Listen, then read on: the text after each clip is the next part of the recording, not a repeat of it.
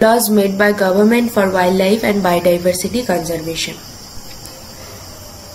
Wildlife Protection Act 1972, its main aim is to protect wild animals and plants from getting extinct and prevent the human activity which causes animals and plants to become extinct.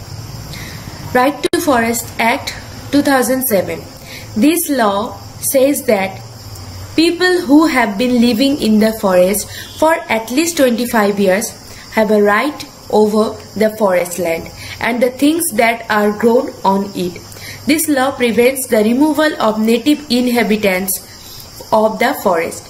Law says that work of protecting forest should be done by Gram Sabha. This law was specifically passed to allow forest dwellers and tribals to live in their native place and to use resources from forest like fallen leaves, fruit and nuts, etc. Biodiversity Act 2002.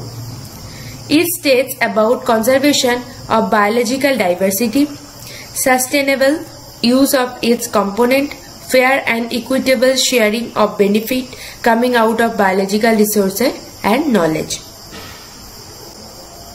Name of the other important act: Fisheries Act 1897, Indian Forest Act 1927, Mineral Development Regulation Act 1957, Wildlife Protection Act 1972, Water Prevention and Control of Pollution Act 1974, Forest Conservation Act 1980 and Environment Protection Act 1986.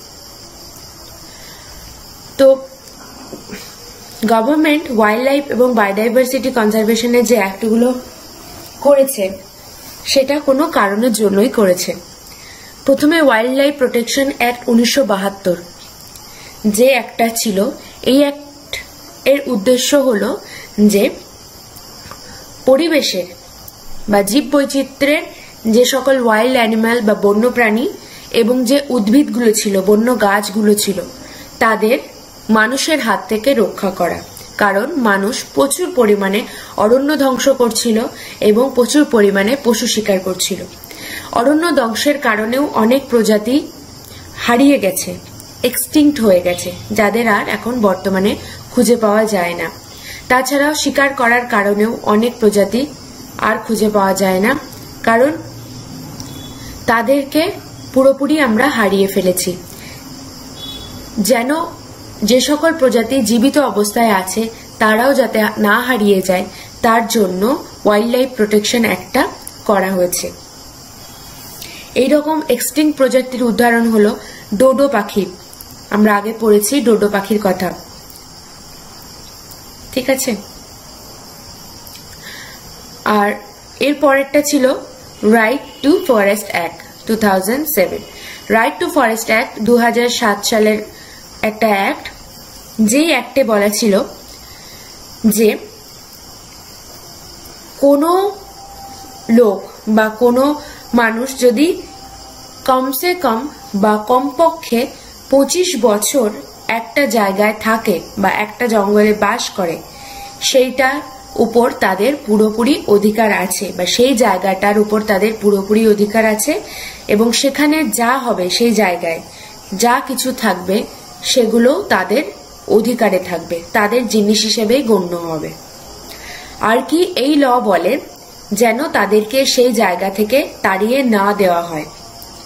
তাছাড়াও এই লতে বলা আছে গ্রাম সভার উপর এটা দায়িত্ব, যারা কমপক্ষে 25 বছর একটা জায়গায় থাকবে সেই জায়গাটা তাদের হবে সেটা দেখার এবং অরণ্যটাকে প্রোটেক্ট করার। আর কি বলে ল? এই লতে আর বলে যারা যে সকল জাতি উপজাতিরা একই জায়গায় 25 বছর রয়েছে তারা যেন সেখানেই থাকতে পারে এবং সেখানকার যে সকল জিনিসগুলো আছে তাদের প্রয়োজনীয়, যেমন হচ্ছে বনের কাঠ, পাতা, ফল, বিভিন্ন খাবার, বাদাম, সমস্ত কিছু যেন তাদের আয়ত্তেই থাকে এবং সেগুলো তাদের বলেই গণ্য করা হয়। রাইট টু ফরেস্ট অ্যাক্টে এটা বলা আছে। তারপরে বায়োডাইভার্সিটি অ্যাক্ট 2002, এটাতে বলেছে যে জীববৈচিত্র্য যে সংরক্ষণ কেন করছি আমরা, কি দরকার সংরক্ষণ করার, এবং জীববৈচিত্র্যের বিভিন্ন উপাদানগুলোকে আমরা কিভাবে ব্যবহার করব, কতটা করা উচিত, কতটা নষ্ট করা উচিত, কি দরকার, কোনো প্রাণীকে হত্যা করা যাবে না, এই সমস্ত কিছু জিনিসগুলো বায়োডাইভার্সিটিতে বা জীববৈচিত্র্যের যা কিছু জানা তথ্য আছে সবার কাছে যেন সমানভাবে পৌঁছে যায় এবং সবাই যেন জীববৈচিত্র্যকে ভালোভাবে টিকিয়ে রাখার চেষ্টা করে এবং জীববৈচিত্র্য সংরক্ষণ যে কারণে করা হয়েছে সেটা যেন ভালোভাবে সবাই মিলে হাতে হাত রেখে সেই বায়োডাইভার্সিটি কনজারভেশনটাকে মানে, এবং সেই যে জ্ঞান বায়োডাইভার্সিটি কেন সংরক্ষণ করা হচ্ছে, জীববৈচিত্র্য সংরক্ষণ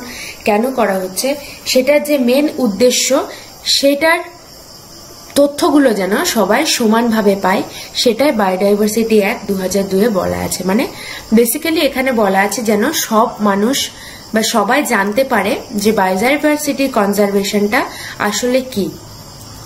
ঠিক আছে, এই অ্যাক্টে এটা বলা আছে। এটা ছাড়া আর কিছু অ্যাক্টের নাম আছে, কত সালে হয়েছিল, fisheries act 1897, Indian forest act 1927, mineral development regulation act 1957, wild life protection act 1972, water prevention and control of pollution act 1974, forest conservation act 1980, environment protection act 1986।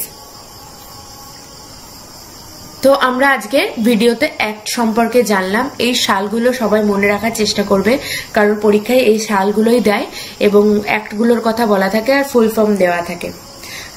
হয়তো দেওয়া থাকলো এরকম যে এফসিএ কত খ্রিস্টাব্দে হয়, ঠিক আছে, এবার এফসি এর অনেক নামই হতে পারে, কিন্তু মনে রাখতে হবে ফরেস্ট কনজারভেশন অ্যাক্ট 1980 খ্রিস্টাব্দে। তো এরকম বিভিন্ন অ্যাক্টগুলোর নাম মনে রাখতে হবে, তাহলেই হবে।